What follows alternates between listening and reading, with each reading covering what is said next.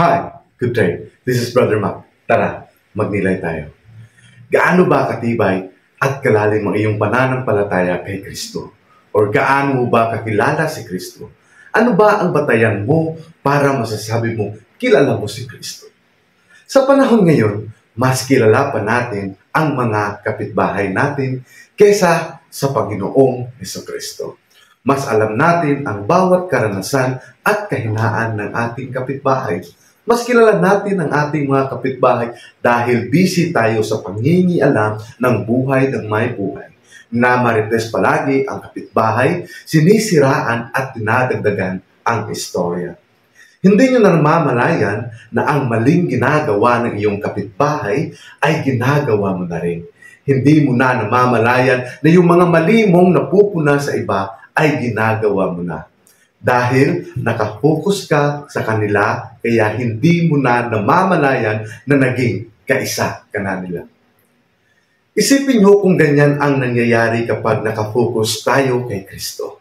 Hindi rin natin namamalayan na unti-unti ka na palang binago ni Hesukristo.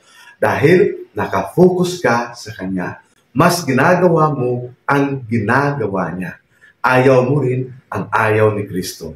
At kung nagawa mo yan, doon mo sabihin malalim na ang iyong ugnayan at pananampalataya at kilala mo na talaga si Kristo Jesus. Dahil pareho na kayo ng gusto.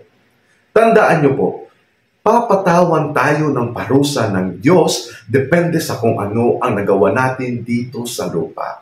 Kung ano ang iyong tinanim sa lupa, ay siya ring aanihin mo sa araw ng paghukom. Mga kapatid, bakit di na lang natin gayahin si Pedro sa ebanghelyo natin ngayon?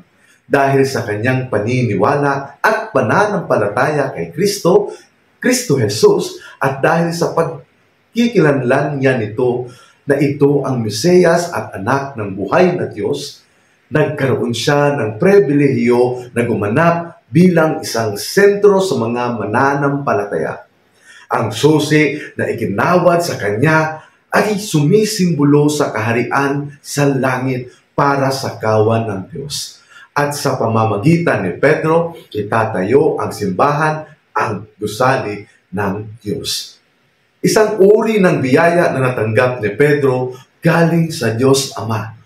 Ang susi na iginawad kay Pedro ay isa ring paanyaya at misyon sa komunidad na gamitin ang kapangyarihan na magpatawad at magtanggal ng kasalanan sa ngalan ng Panginoon. Paano tayo makapagpapatawad kung mali lang ang alam nating tingnan sa kapwa natin? Paano tayo makikiisa sa pagbuo ng simbahan kung isa rin lang naman tayo sa sisira nito? Ang Diyos ay mapagpatawad. Kaya matuto rin tayong magpatawad, humingi ng dispensa dahil yan lang ang tanging paraan para makiisa tayo sa kaharian sa langit.